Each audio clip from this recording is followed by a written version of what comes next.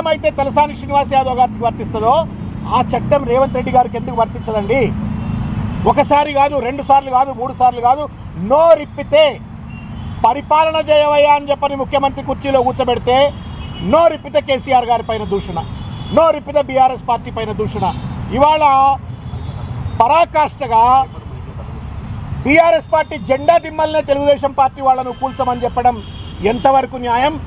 ఇది క్రిమినల్ కేసును అట్రాక్ట్ చేస్తుందా చేయదా? డీజీపీ శివధర్ రెడ్డి గారు కానీ, పోలీస్ కమిషనర్ గారు కానీ, లేకపోతే తెలంగాణ పోలీసులు కానీ దయచేసి కాన్స్టిట్యూషనల్ కాన్షియన్స్తో ఆలోచించండి అని చెప్పి నేను కోరుతా ఉన్నాను. కాన్స్టిట్యూషనల్ కాన్షియన్స్తో ఏ చట్టం అయితే అమలు చేస్తూ మీ ధర్మాన్ని పాటించి తలసాని శ్రీనివాస్ యాదవ్ గారికి కేసు పెడతారో కేవలం ముక్కలు అవుతారు అన్నందుకు. మరి బొందబెట్టండి అంటే కేసు పెట్టరా? పార్టీ దిమ్మలు కూల్చండి అంటే కేసులు పెట్టరా? ఇదేం రాజ్యం ఇది?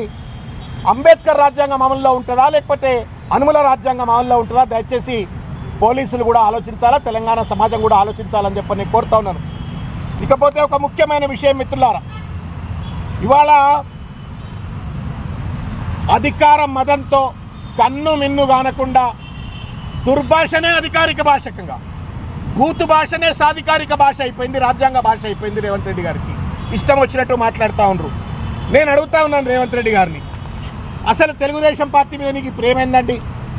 పెద్దలు ఇక్కడ ఉన్నారు, వారు హైదరాబాద్కు తెలుగుదేశం పార్టీ ఉమ్మడి ఆంధ్రప్రదేశ్లోనో గ్రేటర్ హైదరాబాద్కి అధ్యక్షులుగా పనిచేసిండ్రు. నువ్వేం చేసినావు తెలుగుదేశం పార్టీని? ఇవాళ ఎన్టీ రామారావు మీద ప్రేమ ఏంది నీది? చంద్రబాబు నాయుడుకు నీకు ఒకవేళ కనుక సయోధ్య ఉన్నట్టయితే, ఆయన పట్ల నువ్వు లాయల్టీ చూపెట్టవలసిన అవసరం ఉంది మీ పాత యజమాని అనుకున్నట్టయితే మీరు చూపెట్టండి, మాకేం అభ్యంతరం లేదు. In democracy anybody can like anybody. కానీ ఇవాళ ఒక ప్రజాస్వామ్యబద్ధంగా ఏర్పడేటువంటి ఒక రాజకీయ పార్టీ యొక్క దిమ్మెలను తెలంగాణ ద్రోహులైనటువంటి తెలుగుదేశం పార్టీతో కూల్చివేయండి అని చెప్పని పిలుపునిచ్చేటువంటి ఔచిత్యం నీకు ఎక్కడది రేవంత్ రెడ్డి? నువ్వే కదా తెలుగుదేశం పార్టీని బొందబెట్టింది. ఏమంటా ఉన్నాడు?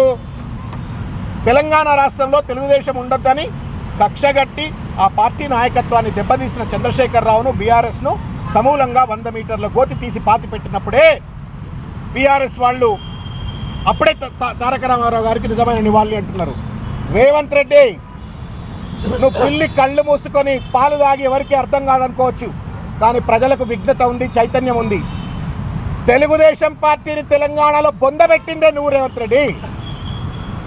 నీ దుందుడుకు చర్యలతో, నీ అపరిపక్వ రాజకీయంతో, నీ అతి తెలివితో ప్రజలెన్నుకున్నటువంటి ఒక ప్రజాస్వామ్యబద్ధమైనటువంటి ఒక తెలంగాణ ఉద్యమ నేపథ్యంలో వచ్చినటువంటి ఒక టీఆర్ఎస్ ప్రభుత్వాన్ని కూల్చడం కోసం కుట్రపూరితంగా నువ్వు ఎప్పుడైతే ఓటుకు నోటు కేసు నువ్వు ముందుకు పట్టుకొచ్చినావో, ఆ కుట్రలో చంద్రబాబు నాయుడు గారిని నువ్వు భాగస్వాములు చేసినావో, అప్పుడే తెలుగుదేశం పార్టీ విధ్వంసానికి బీజం పడ్డది రేవంత్ రెడ్డి. నీ దుందుడుకు వల్లనే, నీ యొక్క అనాలోచిత నిర్ణయం వల్లనే, నీ కక్కుర్తిబడ్డ అగుడుబడ్డ రాజకీయం వల్లనే ఇది జరిగింది. 10 సంవత్సరాల పాటు ఉమ్మడి రాజధానిగా ఉండాల్సినటువంటి ఒక హైదరాబాద్ను తట్టా బుట్టా చదువుకొని మూటామూల్లో చదువుకొని చంద్రబాబు నాయుడు గారు ఆంధ్రప్రదేశ్కి ఎందుకు పోయినరు? ఆ కేసు వల్ల కాదా? నీ దుందుడుకు వైఖరి వల్ల కాదా? ఇది తెలంగాణలో ఉన్న తెలుగుదేశం పార్టీకి నువ్వు చేసిన నెంబర్ 1 ద్రోహం. రెండవ ద్రోహం నేను చెప్తా ఉన్నాను రేవంత్ రెడ్డి గారికి. నీకేం తక్కువ చేసింది ఆ తెలుగుదేశం పార్టీ? వర్కింగ్ ప్రెసిడెంట్ చేసింది.